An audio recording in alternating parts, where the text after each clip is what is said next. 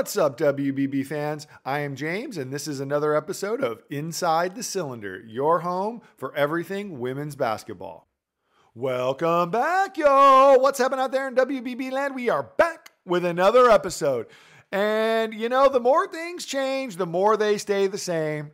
And, of course, I'm referring to the champs, to the juggernauts, to the South Carolina Gamecocks. 40 wins in a row, folks. Exceptional.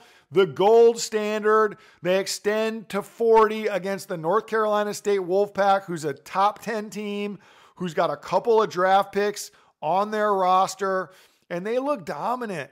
And they didn't even have their full complement. Chloe Kitts didn't even play.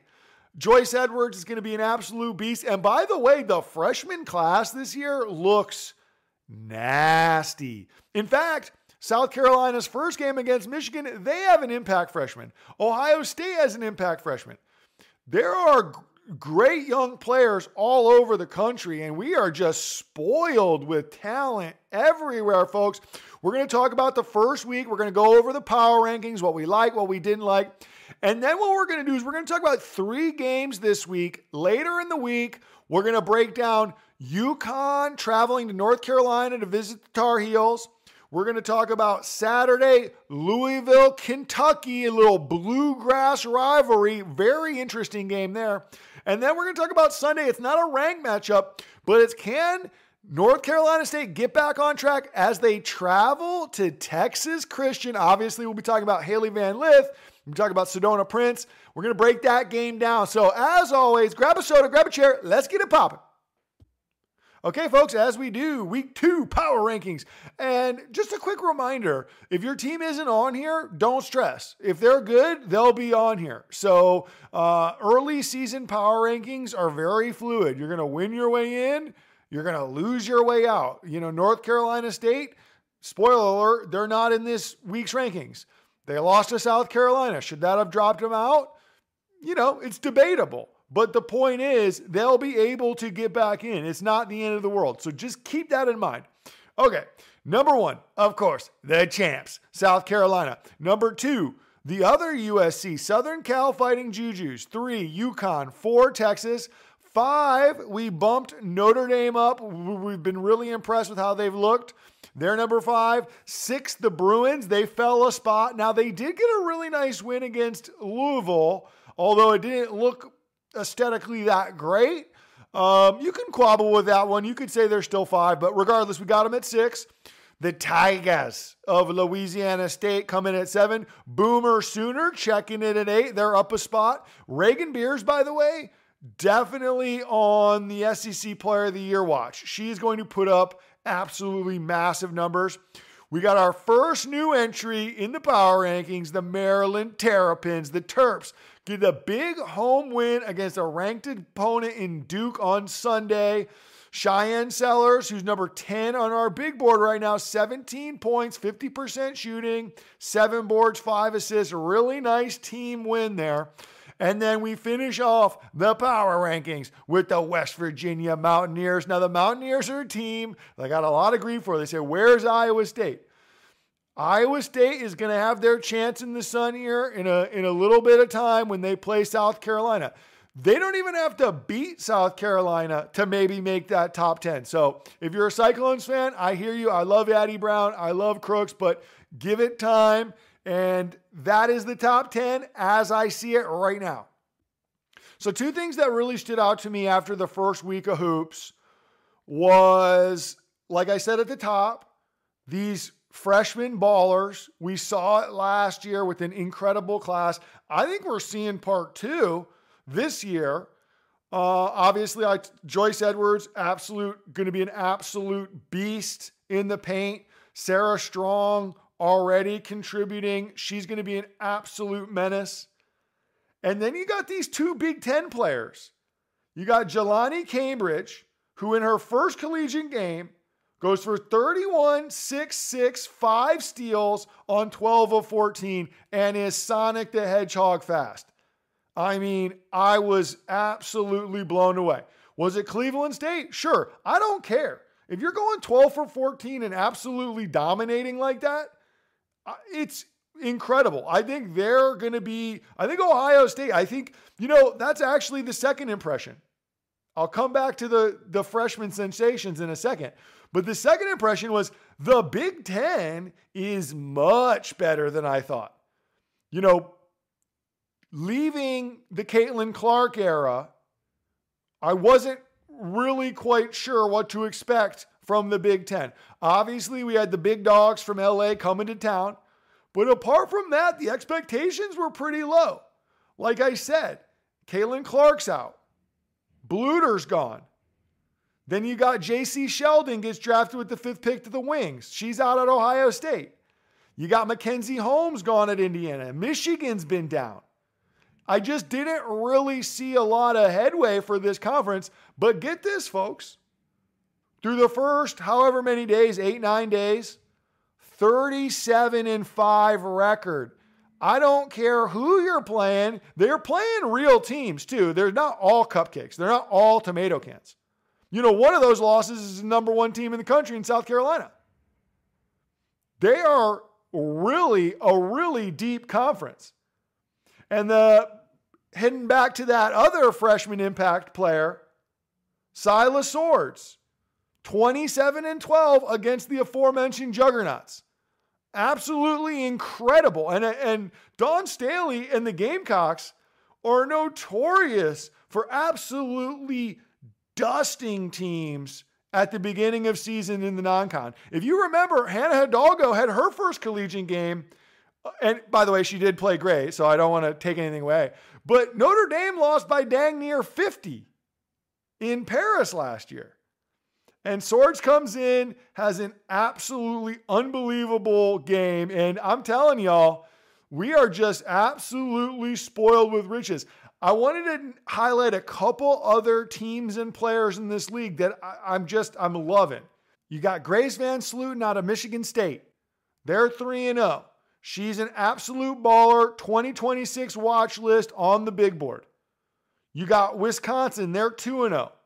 You got Sarah Williams. Once again, if you don't know her, you better get on some YouTube ASAP.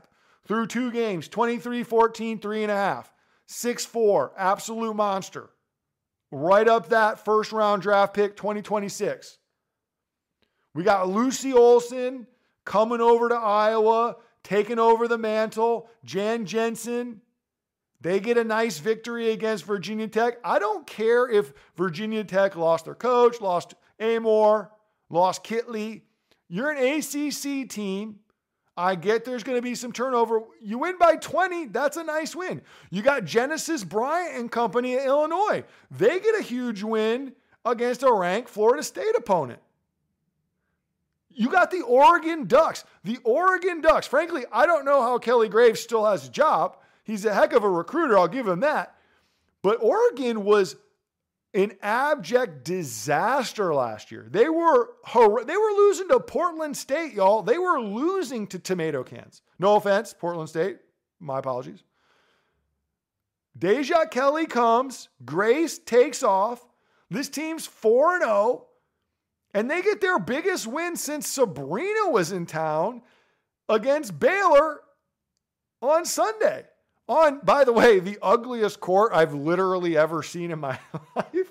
By the way, comment. Let me know. Am I just on an island here? Am I just that old? I thought that court was absolutely hideous. But that aside, huge win. Unbelievable. They cracked the top 25. Obviously, we got Maryland gets that win against Duke. So they're playing some teams. So really, really big ups to the Big Ten. Big ups to all these young ballers. It will be fascinating to see. USC has a really big showdown coming up against Notre Dame later this month. UCLA has a really big showdown coming up with South Carolina later this month. We're going to see some big dogs clash. And we're going to get a feel. We're going to find out a lot. And it's really exciting. But big ups to the Big Ten. Really, really, really impressive. Now I want to look at a couple games to really keep an eye on this weekend. Frankly, this week's slate, pretty slim pickings. I think teams are gearing up for Thanksgiving Day tournaments, Thanksgiving weekend tournaments. So that's when you're going to see a lot of these big non-con games. But we do have 3 good ones that will be interesting to watch. One Friday, one Saturday, one Sunday. Let's go in order. Friday, we got the UConn Huskies headed down to Greensboro for a de facto neutral site game against the Tar Heels, the 14th ranked Tar Heels. Now, I don't like North Carolina's chances, but I do like Alyssa Usby. I think she's got a WNBA future. Just did a mock draft on the YouTube channel. She's on there. 6'1", plays longer than that. Really good, efficient player in the mid post, can pass the ball, can defend, long rangey. After that, you got Donarski, who's their kind of outside threat. But apart from her shooting, North Carolina is really kind of a poor shooting team. 16 of 58 from 3 this season.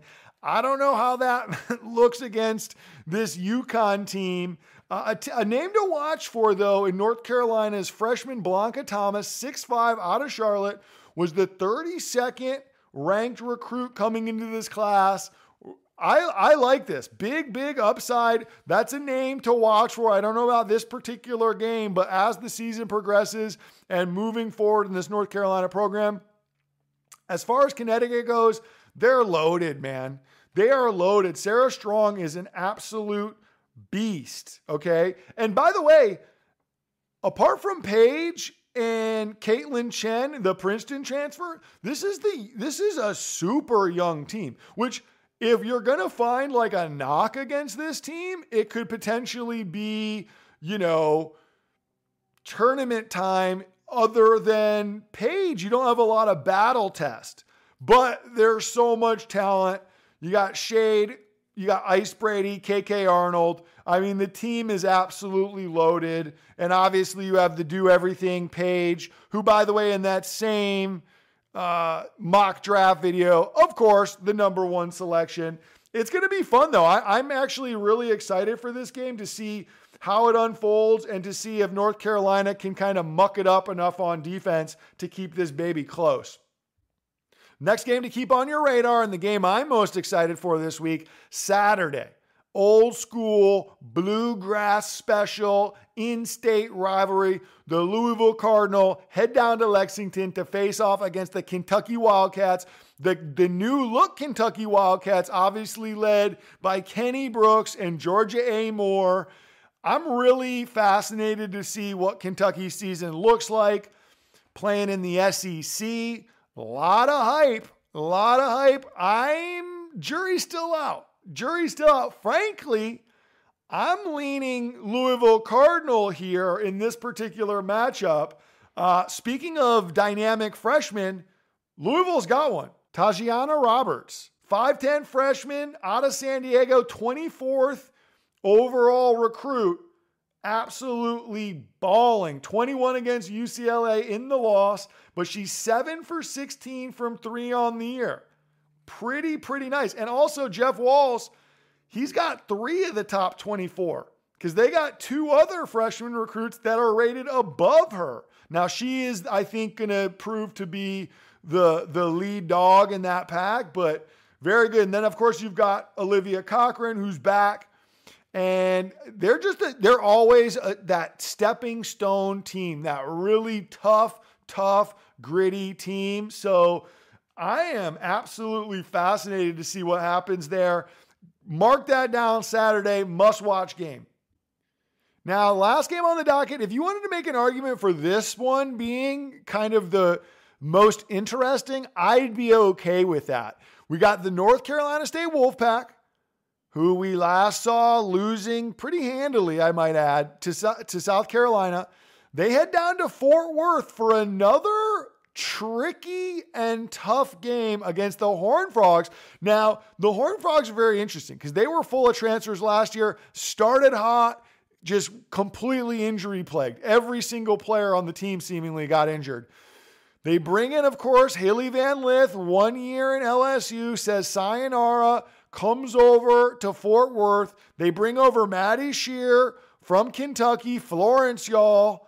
And then they bring over Taylor Bigby, who was at USC last season, getting 20 minutes a run on the Trojans. So they got them. They obviously bring back Connor, and they bring back Sedona Prince.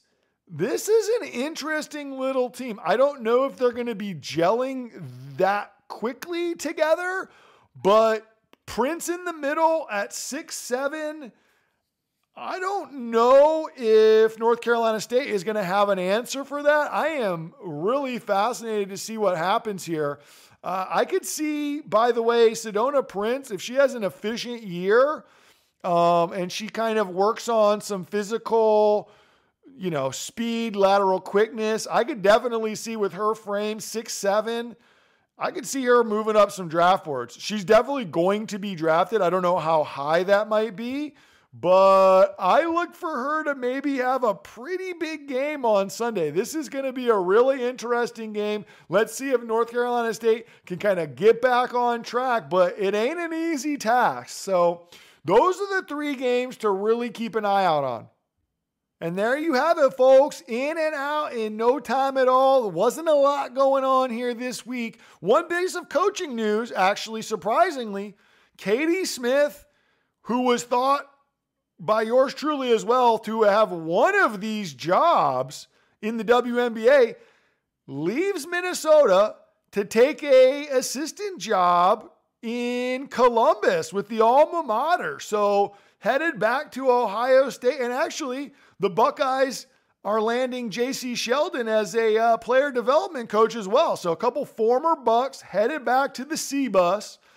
But other than that, folks, hey, have a great week. Watch those 3 games. Let me know what's on your mind as far as players to watch, teams to watch, underrated teams, underrated games. But as always, thank you for the support. Like, share, and hey, hit that subscribe button. It's free.